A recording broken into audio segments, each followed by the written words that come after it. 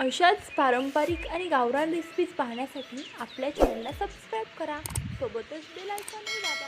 नमस्कार मित्रांनो, स्वागत आहे तुमचे आपल्या तृप्ताई किचनमध्ये। अशा सोप्या आणि घरगुती रेसिपीज बघण्यासाठी आपल्या चॅनलला जास्तीत जास्त शेअर करा आणि सबस्क्राईब करा। चला तर मग सुरुवात करूयात गाठी बनवायला।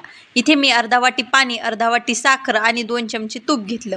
आता एका बाउलमध्ये दूध घेतलं। दूध मला एवढं लागणार नाही, 2च चमचे लागतंय। आता इथे असं आप्याचं भांडं आहे, सर्वांच्या घरी तर आप्याचं भांडं ऑब्वियसली असतंच, त्यामुळे आप्याचं भांडं घ्यायचं। त्या भांड्याला आधी आपण असं तूप लावून घेऊयात। तूप लावल्याने काय होतं, आपली जी गाठी आहे ना ती चिटकणार नाही। आता काही जण हे कापडावरती ही गाठी पसरवतात तरीही चालेल, पण इथे मी त्याला चांगला शेप येण्यासाठी आप्याच्या भांड्यात गाठी करत आहे। आता याला सर्व ज्या कडाच्या वाट्या असत्या ना त्यालाच तूप लावायचं। आता इथे असा दोरा घ्यायचा। दोरा बघा मशीनचा घ्यायचा नाही, आपण जो पतंगाचा किंवा काही हाराचा दोरा असतो ना तो दोरा घ्यायचा। दोरा पण आधी ओला करून घ्यायचा आणि डबल लेयर घ्यायचा, सिंगल घ्यायचा नाही। इथे मी डबल ओला करून घेतला आहे। आता तो सगळ्या अशा वाट्यांमध्ये ठेवते, असा खोलवरती त्याला हे करते, पसरवते।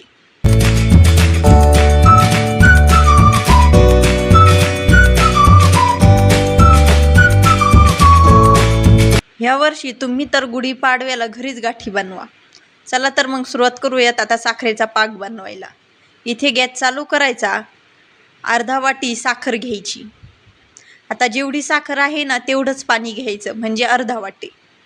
आता कमी गॅसवरती या साखरेचा आपल्याला पाक करायचा। आपण जसा लाडूला पाक करतो ना सेम तसाच या गाठीसाठीही आपल्याला पाक करायचा आहे। काही जण मार्केटमधून विकत गाठी आणतात, पण ती नॅचरल नसते, त्यामुळे घसा दुखतो किंवा वाया जाते, आपण खात नाही ती गाठी। त्यामुळे जर तुम्ही अशी घरी गाठी केली ना तर ऑब्वियसली तुम्ही ती खाल।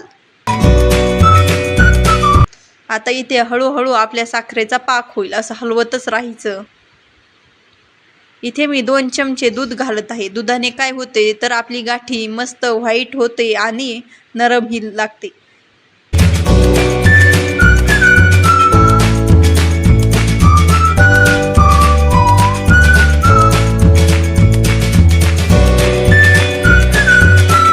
आता इथे मी पाकामध्ये 2 चमचे दूध घातलं, पण तो व्हिडिओ माझ्याकडून स्किप झाला, त्यामुळे दाखवता आला नाही। पण तुम्ही अशी साखर विरघळली की 2 चमचे दूध घालून घ्या।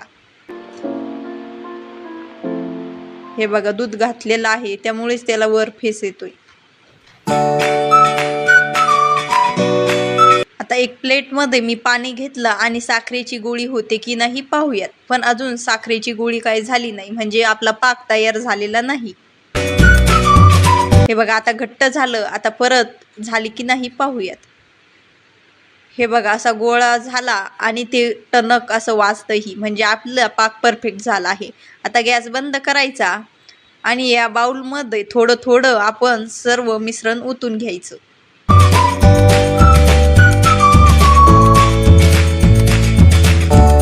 तुम्ही इथे कलर टाकून ही कलरची गाठी करू शकता।